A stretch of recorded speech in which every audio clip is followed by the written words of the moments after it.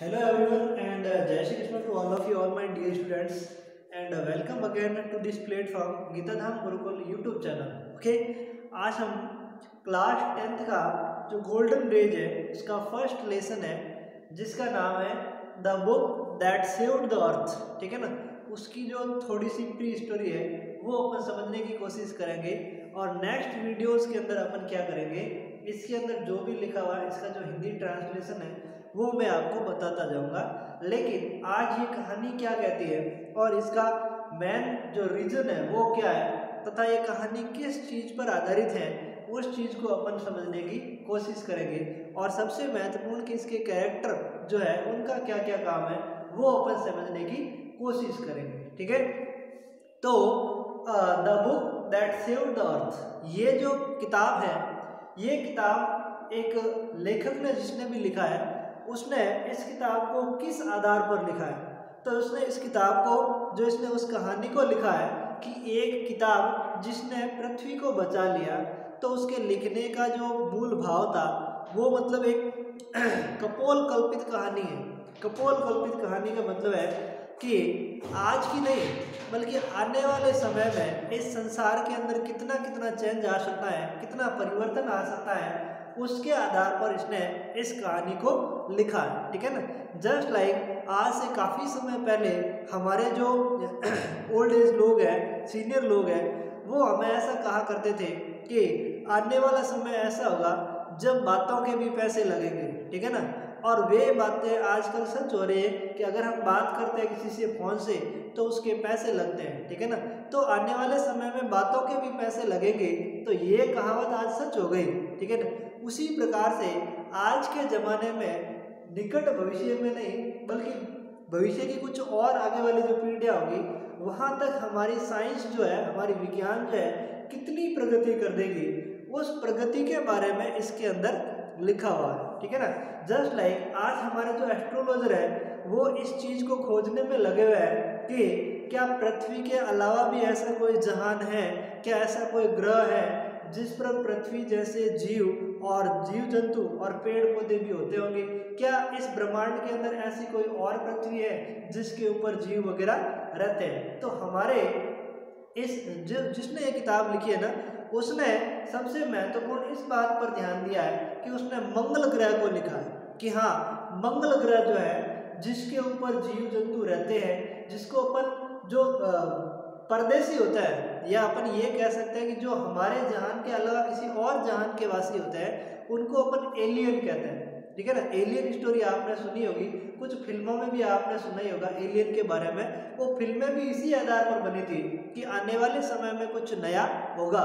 ठीक है ना, तो कैसा होगा, जैसी एक मानव ने कल्पना की है कि एक ऐसा जीव है जो मानव के अतिरिक्त है लेकिन वो पृथ्वी पर नहीं रह सकता, वो दूसरे ग्रह का वासी है। ठीक है ना, तो उसने उसको एलियन बताया। ठीक है ना, इंग्लिश में उसको एलियन कहा जाता है। तो एलियन के आधार पर एक कहानी लिखी हुई है। ठीक है ना, इस कहानी के अंदर बताया गया है कि एक और पृथ्वी के अतिरिक्त एक और ग्रह है जिसका नाम मंगल ग्रह है, जिसको आप और हम सभी जानते हैं। ठीक है ना, तो इसने बताया कि मंगल ग्रह पर एक ऐसे जीव है, मतलब एक कल्पना की गई है कि जिसमें एक पूरा साम्राज्य बसा हुआ है, जिस पर राजा वगैरह है, उन्होंने पृथ्वी की खोज कर ली है।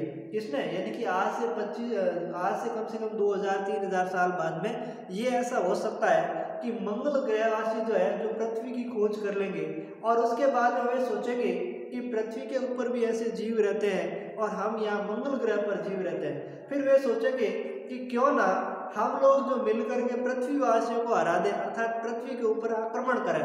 ठीक है ना, फिर वे एक प्लानिंग बनाएंगे कि हम आक्रमण कैसे करेंगे और क्या हमारे आक्रमण का प्रयोजन होगा, और फिर वे आक्रमण करने के लिए उनका जो राजा होगा वो उनको आदेश देगा कि जाओ पृथ्वी के ऊपर जाकर के आक्रमण करो, और कुछ उनके जो सैनिक वगैरह होंगे, सार्जेंट वगैरह, कैप्टन वगैरह, वो सारे के सारे धरती पर आक्रमण करने के लिए आएंगे। और आकर के जब वो पहली बार धरती के ऊपर आएंगे तो वो सोचेंगे कि हमें चुप करके आक्रमण करना है, इसलिए धरती के किसी एक बड़ी जो क्या कहते हैं लाइब्रेरी, ठीक है ना, लाइब्रेरी के अंदर आकर के चुपके से बैठ जाएंगे। ठीक है, और फिर लाइब्रेरी के अंदर बैठ करके पहले वो इस बात का पता लगाएंगे कि क्या पृथ्वीवासी कहीं हमसे ज़्यादा शक्तिशाली तो नहीं है, लेकिन उस लाइब्रेरी के अंदर उनको ये पता नहीं चलता है कि जो वहाँ पर कई सारी बुक्स पड़ी होती है वे बुक्स क्या है, ठीक है ना, उन किताबों को क्या कहा जाता है वो उनको नहीं पता होता कि इसको किताब कहते हैं और इसके अंदर ज्ञान भरा होता है, ठीक है ना।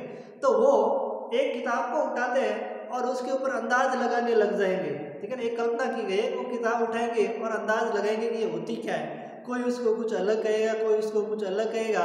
मैन रोल में इसमें ये लिखा है कि एक सारा उस अप्रेंटिस नूडल ने उसको सैंडविच कहा है, ठीक है ना, कि मतलब ये जो किताब है इसको पृथ्वीवासी शायद सैंडविच कहते हैं, ठीक है ना, उनको नहीं पता ये किताब है, वो सोचते हैं ये चीज़ क्या है, तो वो कहेंगे ये जो चीज़ हमें देख रहे हैं इस चीज़ को क्या कहा जाता है, इस चीज़ को पृथ्वीवासी सैंडविच कहते हैं, ठीक है ना।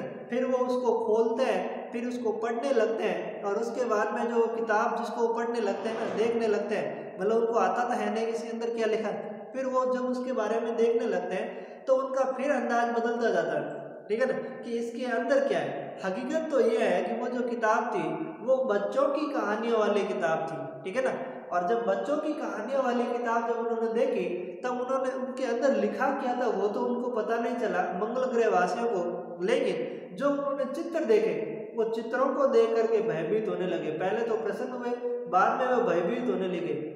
इस किताब के अंदर वो भी इस पाठ के अंदर वो भी बताया गया है कि उन जो कहानियों वाली किताब थी, जो वो चित्र थे वो किन चीज़ों से संबंधित थे, ठीक है ना, कभी विल्डर बीस्ट से संबंधित है, कोई चित्र किसी और चीज़ से संबंधित है, कि कोई गाय से संबंधित है, कोई कुत्तों की कहानियों से संबंधित है, तो उसमें इनके सबके चित्र वहाँ पर दिखाए जाते हैं। और एक जगह ऐसा भी दिखाया गया जैसे पृथ्वी गोल गोल है और उसके ऊपर से किसी को दौड़ते हुए भागते हुए बताया गया। तब उन्होंने सोचा कि शायद ये जो कहानी कुछ बता रही है तो ये बता रहे हैं कि शायद जो हमारे पृथ्वीवासी हैं वो इतने शक्तिशाली है कि वो इस गोल गोल जो गेंद उनको दिखाई दे रही है इसके ऊपर से भी कूद सकते हैं, इसके ऊपर से भी दौड़ सकते हैं, यानी वो हवा के अंदर दौड़ सकते हैं, तैर सकते हैं, इनकी पावर इतनी ज़्यादा होती है। और इस बात को देख करके वो डरने लग जाते हैं, ठीक है ना। और जब उस कहानियों वाली किताब के अंदर जो फोटो छपे हुए थे उन फोटो सीरीज से जब वो अंदाज लगाते लगाते खुद ही डरने लगते हैं, तो डर करके फिर क्या करते हैं कि कहीं ऐसा तो नहीं है कि हमने तो मन बनाया कि हम पृथ्वी पर अटैक करेंगे, कहीं ऐसा तो नहीं है कि पृथ्वीवासी भी हमारी एक प्लान बना रहे हो कि वो मंगल ग्रह पर अटैक करेंगे। तो उन्होंने बताया कि क्या ये बात सच हो सकती है कि पृथ्वीवासी मंगल ग्रह पर अटैक करने वालों, हम तो आए हैं कि हम पृथ्वी पर अटैक करें, कहीं उल्टा ऐसा तो नहीं है कि पृथ्वीवासी हम पर अटैक करें।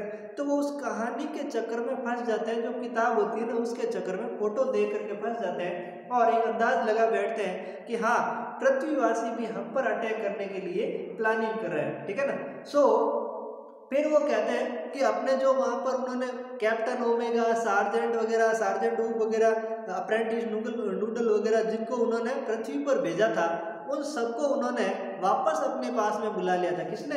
मंगल ग्रह के राजा ने, और बताया और कहा कि क्यों ना हम इस मंगल ग्रह को छोड़ करके किसी और ग्रह पर चले जाते हैं, क्योंकि पृथ्वीवासी बहुत ज़्यादा शक्तिशाली है और कहीं ऐसा ना वो हम पर अटैक करें और हम सभी मारे जाएंगे। इससे बेहतर होगा कि हम मंगल ग्रह को छोड़कर किसी और ग्रह पर चले जाते हैं। और इस प्रकार से सारे जो मंगल ग्रहवासी थे जिनको अपन ने एलियन कहा था, जो पृथ्वी पर आए थे और लाइब्रेरी के अंदर चुप करके रहे थे, वे वहाँ से भाग करके किसी और जगह पर चले जाते हैं, ठीक है ना। और इस प्रकार से एक किताब जिसने धरती को बचा लिया। अब लेखक ये कहना चाहता है कि वो वास्तव में थे शक्तिशाली। कौन? एलियन। वो धरती पर कुछ उबाल ला सकते थे, लेकिन वो एक किताब के चक्कर में फंस गए और किताब के चक्कर में ऐसे फंसे कि पृथ्वी पर आक्रमण करने की प्लानिंग तो उन्होंने छोड़ी ही छोड़ी, साथ में जिस ग्रह पर वो रह रहे थे उस ग्रह तक को उन्होंने छोड़ दिया और कहीं और सुरक्षित जगह पर जाकर के बस गए थे, ठीक है ना। इतने वो वहां से डर गए थे सिर्फ एक किताब के चंगुल में फंसते हुए। तो इस प्रकार से इस पाठ का जो लेसन का जो नाम लिखा है, the book that saved the earth, यानी कि पुस्तक जिसने पृथ्वी को बचाया। तो ये एकदम सार्थक सिद्ध होता है इस कहानी के अनुसार कि हाँ एक किताब ने ही इस पृथ्वी को बचाया है, ठीक है ना। बल्कि है क्या? एक कपोल कल्पित कहानी है जिसको इस व्यक्ति ने इमेजिन किया है, कल्पना की है, ठीक है ना, कि हाँ आने वाले कुछ समय बाद में एक ऐसा दौर भी आ सकता है, ठीक है ना। सो जब अपन कल इसको नेक्स्ट वीडियो के अंदर समझेंगे तब इसको पता करेंगे कि इसका मूल भाव क्या है, प्रत्येक कैरेक्टर के बारे में जानेंगे। ठीक है ना। आज तो मैंने इस कहानी का जो प्री एक्शन है वो आपको बता दिया कि इस कहानी के अंदर है क्या, मूल भाव जो है ना वो मैंने आपको बता दिया, यानी कि आउटकम तो बिल्कुल आपके समझ में आ गया होगा कि इस कहानी के अंदर है क्या। ठीक है ना। और बाकी अपन समझते जाएंगे। याद रखें 10th क्लास है, बोर्ड क्लास है, अपना ध्यान रखें और अच्छी तरीके से घर बैठे बैठे इन स्टोरीज को, इन लेसन्स को जो इजी है हम सिर्फ आपको वही बताएंगे, हम आपको हार्ड लेसन के बारे में नहीं बताएंगे। जो भी इजी है आपके समझने के लायक होगा वो हम आपको वीडियो के माध्यम से बताते जाएंगे, यूट्यूब पर बताते जाएंगे। ठीक है ना। ताकि आपकी समझ में आ सके और जितना हो सके इनके नोट्स भी बनाते रहे। ये गोल्डन रेज का है। Okay, thank you for watching this. If you like it, please share to your all friend and noted it in your notebook. Okay, thank you for watching this.